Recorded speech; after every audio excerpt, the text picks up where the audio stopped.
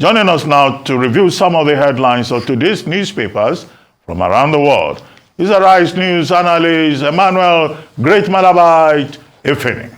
Good morning, Ruben. Good morning. Morning. Good morning, Rufai. Good morning, Ayo. How dare you declare the president missing in action?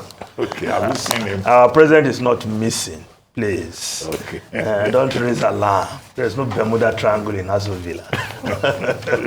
Because you know you are an ancestor of Aso Villa, so when you say anything about Aso Villa, the people may just take you to town. So be very careful. Now we start the review with this day, Nigeria's newspaper of record. Just before the lead story, above the lead story, NNPP to Ganduje. You are Tinubu's biggest mistake, says APC chair, morally bankrupt, corrupt, liability to party. Yes, the new Nigerian People's Party expectedly replied Abdullahi Ganduje, who described the presidential candidate of the NNPP, Rabbi Musa Kwankwanso, as serial loser will continue to lose. But, well, in their post, they have also described Abdullahi Ganduje, the NNPC chairman, an indigene of Kano, immediate past governor of that state. Well, this is a Kano affair, really. They've described him as a morally bankrupt, corrupt person with a liability to the party. Perhaps they can deal with more serious issues instead of all these verbal breakbacks. But as they make these statements, of course, the newspapers will always report them and will review them accordingly. Now, the lead story. NEC urges Labour to shelve planned strike. NUPENG threatens to halt fuel supply. AGF, the Attorney General of the Federation, says proposed strike gross violation of court order. NLC, no agreement reached with federal government to suspend planned industrial action. CSO, activists vow to enforce sit at home, insist phantom fuel subsidy removal was self-serving policy of economic slavery.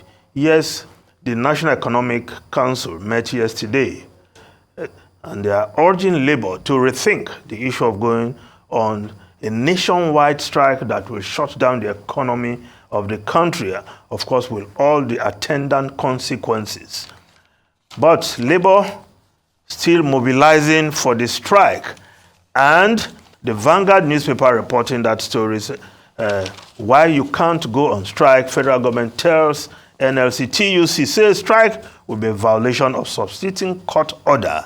NEC appealed to Labour to suspend planned strike, urges patience. Yes, well, 4 months, because since the removal of the subsidy on day one of the present administration, it's been 4 months and counting.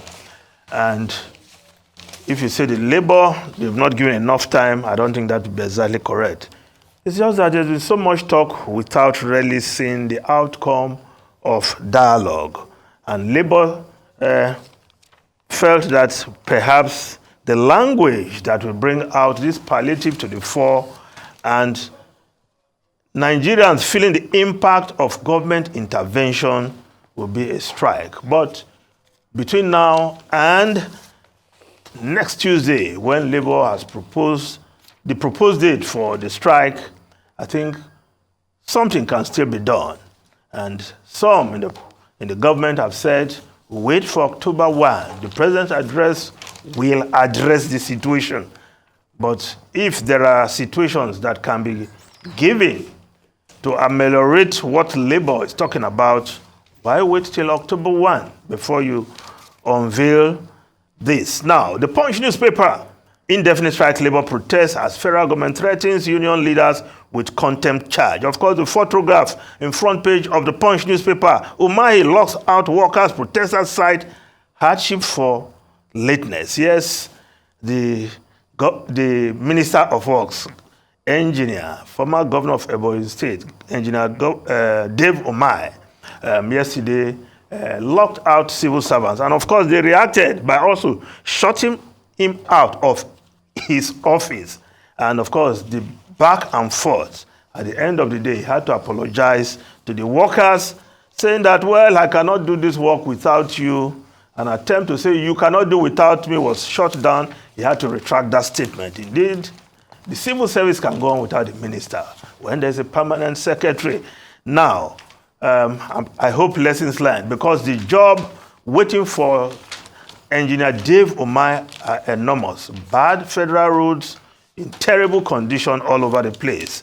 That should task his brain and how to fix them, including the third mainland bridge that is now riddled with potholes, causing traffic every day on that stretch. Now, the Guardian newspaper, Independence Anniversary. Yes, 2 days to the Independence celebration, October 1, the Guardian newspaper is reporting what has become of our 63 years of independence. Tales of woe, missed opportunities, unmet expectations. But we'll just take one more story. Well, the Tribune newspaper, Obaseki accepts Shuaibu's apology. Says, well, to err is human, to forgive is divine. That's Obaseki accepting the apology of his deputy, Philip Shuaibu, who has come out to say for all he has done, all the inconveniences, he apologized to the governor. He wants their relationship to become chummy once again. Ruben Rufai and Ayo. Well, we would like to thank you very much, Emmanuel Efene. We understand our next guest is already seated in the Abuja studio.